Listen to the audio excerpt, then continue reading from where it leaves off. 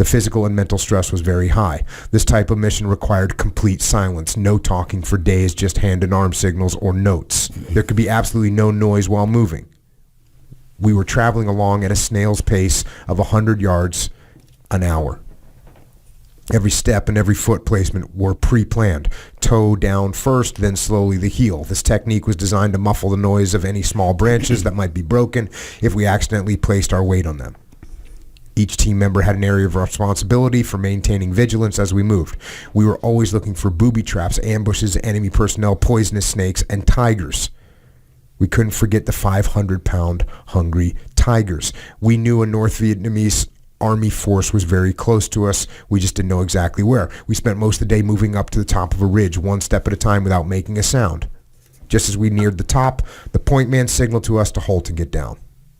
He could hear a large group of enemy soldiers just over the ridge. Our hearts began to race and adrenaline spiked. Our 7-man team was about to come face to face with over 180 trained North Vietnamese army soldiers. Our stress levels soared and our attention became focused. We knew everything could literally explode at any second. The closest help was an hour away. We could make no mistakes and we could not be discovered. I moved forward into a position to observe the enemy soldiers who were less than 40 yards down the other side of the ridge from our location. They appeared to have finished eating and were getting ready to move up the ridge towards our location. I signaled to the team that we needed to move quickly. Although the ground was muddy, slippery, and steep, we tried to move as quickly and quietly as possible. It was going to be very difficult to avoid contact with them, and contact would be deadly. I was about 20 feet behind the point man, moving deliberately, tightly gripping the handle of my Car-15 machine gun with my right hand while using my left hand to steady myself by grabbing bushes as I moved. It started to rain hard, making it even more difficult to get us help if we were discovered. We could hear the enemy talking on the other side of the ridge. Then, out of nowhere, I was hit so hard from the high side of the ridge that my weapon was knocked out of my hand and my feet left the ground and I was falling backward down the side of the steep ridge. Instinctively, I grabbed my attacker as I fell and took him with me. My stress level was so high that all my hand-to-hand combat training automatically kicked in. As I tumbled down the incline in the rain and mud, I literally ripped my attacker limb from limb, biting, pulling, and breaking any part I could get my hands on. I used every deadly move I knew and actually heard the sounds of bones breaking. Although the entire event lasted only a few seconds, it appeared to pass in slow motion. A stream of thoughts and questions went through my mind. Where did this guy come from? How did I miss seeing him? Does he have a knife? How can I get my knife? Is he alone? Will he call his comrades before I can silence him? Then it was over as quickly as it began. We were wedged hard against a large tree that stopped our tumble down the ridge. The impact momentarily knocked the breath out of me. The attacker was not moving. Apparently, I was the winner. All my hand-to-hand combat training had paid off. Looking up the ridge, I saw some of my team members looking down at me with sheer horror and shock on their faces. It must have been almost as terrifying for them as it was for me, I thought. Everyone's life hung in the balance, but I had won the fight. Mano a mano. I had saved the team. As I began to untangle myself from my attacker, the world suddenly came back into focus. Now I had the same horror and shock on my face as my team members did. I had just used all my expert hand-to-hand combat techniques on a banana tree. In that part of the world, worms eat around the bottom of the banana trees, which weakens them and causes them to fall without warning. I was lucky enough to be in the right place at the right time and be blindsided by a falling banana tree. Fortunately, two components to this event ultimately saved us. First, I was hit so hard and unexpectedly that my weapon was knocked out of my hand, preventing me from firing at the tree and giving away our position. Second, it was raining so hard that the enemy soldiers did not notice the commotion. We completed our mission and returned to Vietnam unharmed, except for my ego. I have heard, however, that banana trees in that part of the world still tremble at the mention of my name.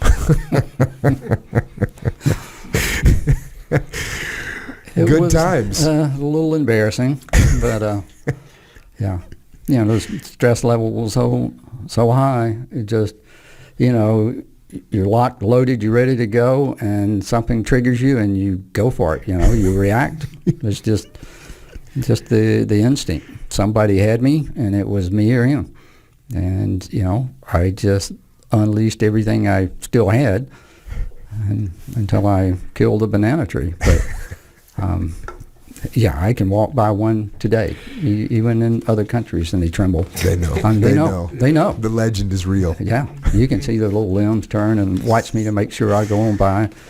Yeah, it is amazing. The point of you telling that story, talking about stress, and I one thing that I noticed about it is when we are anticipating something, oftentimes we will see what we are anticipating. Yeah. So when we are predicting enemy combat, then that's what we're going to see. And you have another great vignette in here about a shooting that took place in New York, and it was, a guy that was standing in the stoop of a doorway, and the police officers see him, and he looked kind of suspicious.